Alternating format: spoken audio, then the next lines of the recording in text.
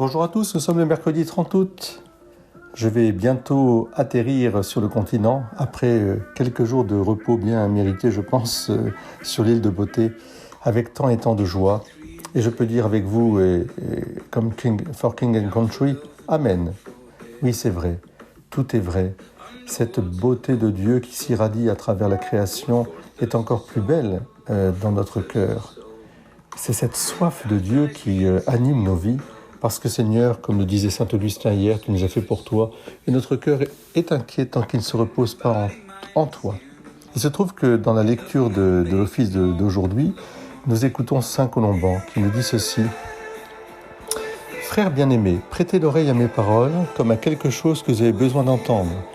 Si votre âme a soif de la source divine dont je désire maintenant vous parler, attisez cette soif, ne l'éteignez pas.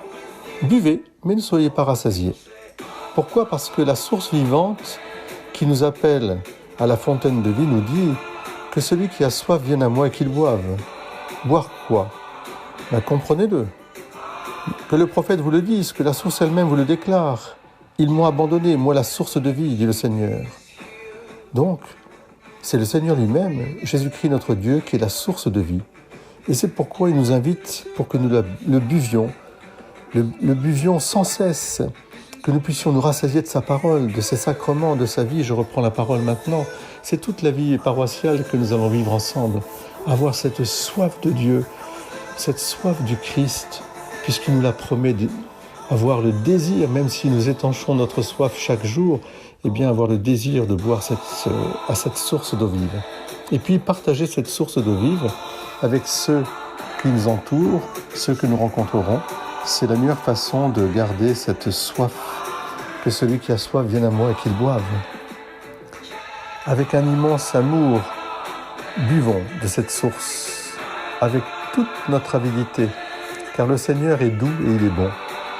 Oui, nous aurons les sacrements, la formation, la parole de Dieu, la communion, le partage. Nous aurons cette charité qui coulera en nous parce qu'elle vient de Dieu pour que nous puissions la déverser dans le cœur de nos frères et sœurs.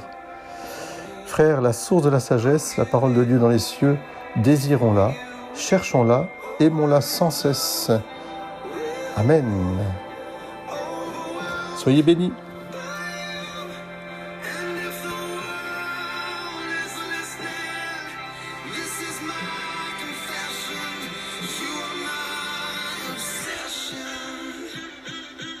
Amen.